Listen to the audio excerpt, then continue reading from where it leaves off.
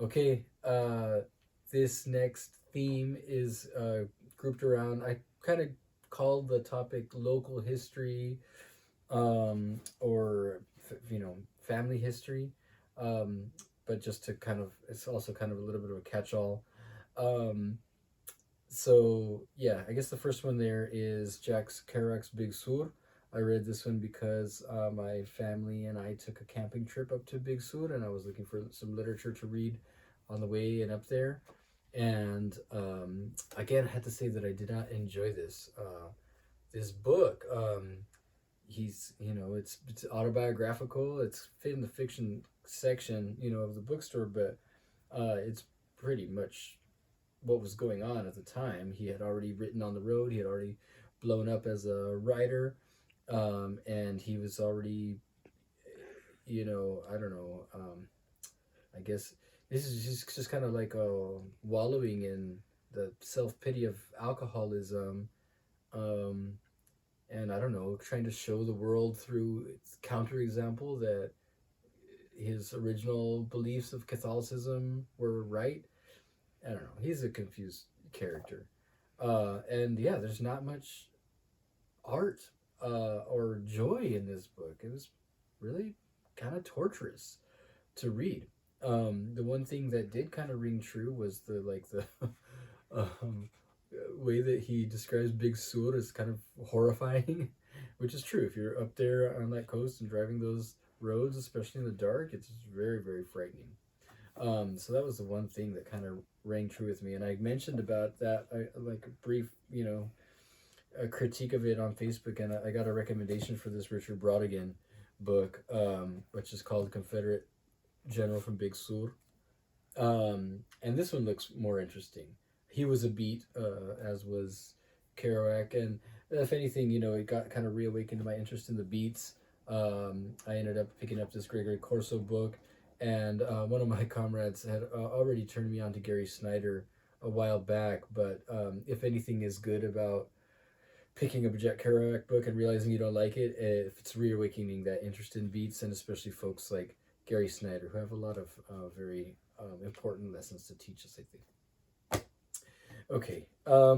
This other book that falls into this character. So the other thing is that I decided I wanted to read some of the books that were written by people that I know, um, or that have been written by people in my family.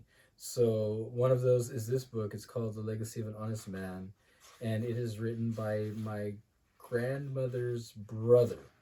And he writes it about his ancestor, which is also my ancestor. This guy named John Wesley Potts, James Wesley Potts, who came to L.A. from Tennessee, Rutherford, Tennessee, if I'm not mistaken, and ended up being kind of one of the um, pioneers or founders of white LA, really like American Los Angeles, and he helped build one of the roads there. So this is kind of a fictionalization of that life story, which was interesting to read because there's that personal connection, that family connection. It's also, he did a lot of research about the what was going on in the LA area at that time, so it's pretty well documented.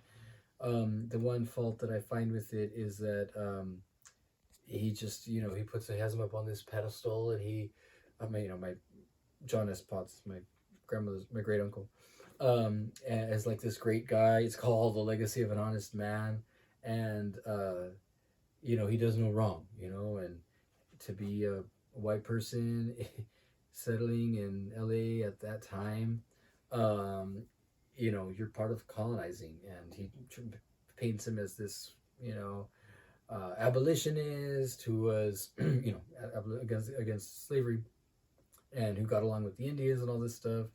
But he was a businessman, and he was in real estate and stuff like that. So to me, it's hard. It just seems untruthful to have, to try to paint this picture of somebody that is, so impossibly, perfect and honest. So that was the one thing I didn't like about this book, Legacy of an Honest Man by John S. Potts. And then this is the other book that was written by somebody in my family, which is my grandmother and my uncle. The Only Truth That Matters. And I believe this is the second installation of the Truth series. The first one, I believe I reviewed it in a previous book. It was called The Truth Won't Help Them Now. And it's really interesting what they do. They write a murder mystery set in, I think this one was in the 40s, 30s or 40s in LA. And they use our family members, as the characters. And they're all the characters are real people, and it's their real characters, but they just use the murder mystery as a way to kind of tell their stories. So they're pretty good at doing that. And so this one was I think my whole family read this one together, and we were sharing about it over Sunday brunch. I actually know, I think that was the first one. This one I mostly read on my own. But yeah, it was a good read, and it was an interesting way to learn about family members that have passed on that I never really got a chance to meet. I feel like I know them a little bit better now. And the last book in this series is called The Trusty Butter Knife, an 80s Adventure.